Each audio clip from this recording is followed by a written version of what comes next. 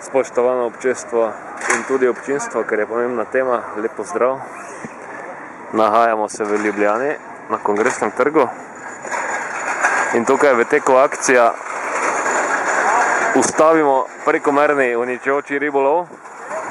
Nekako je sporočilnost te akcije, uradni naslov ne.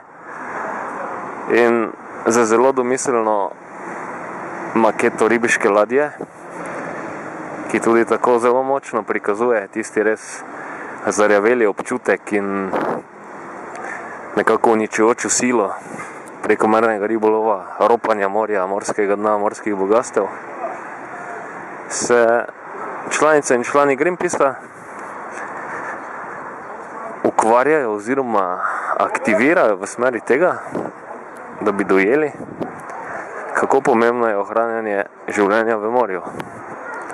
Tukaj je tudi zanimiva razstava, ki prikazuje nekaj teh brutalnih dejstev in predlagam, da se tudi sami in same oziroma tudi mi ujamemo v to mrežo.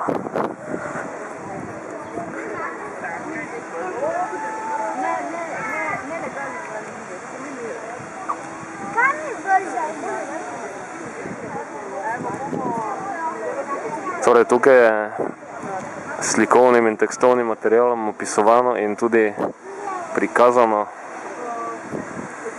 kakšne bizarne oblike ribolova človeštvo udejanja,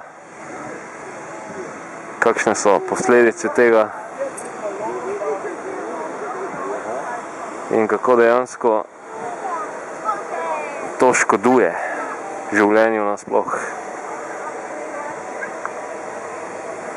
Kot da bi šlo dejansko res za vir brez dna in kot da bi šlo za odpadke, ne za živa bitja. In ribolov je en zelo nazoren manifest dejstva,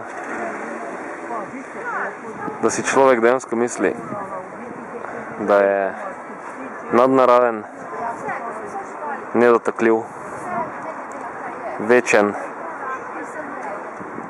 in da mu ni treba upoštevati zakonov narave za preživetje. Zanimivo vprašanje ob tem ribolovu tudi je, odkot človeku ta bizarna zmota.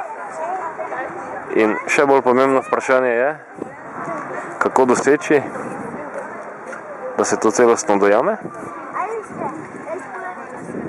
da se naseli v zavedanje in da se potem tudi upošteva.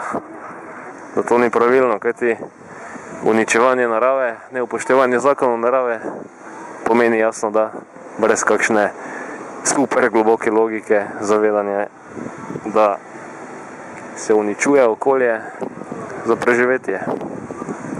In spoštovano občestvo,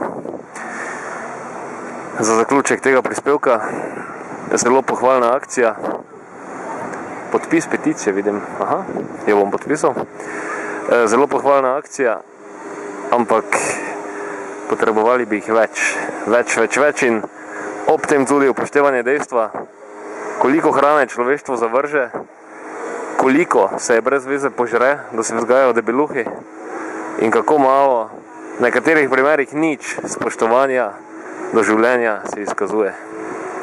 Zato naj bo tale prispevek smiseln element v postavljanju, zagotavljanju in tudi ohranjanju zavedanja, ki že je.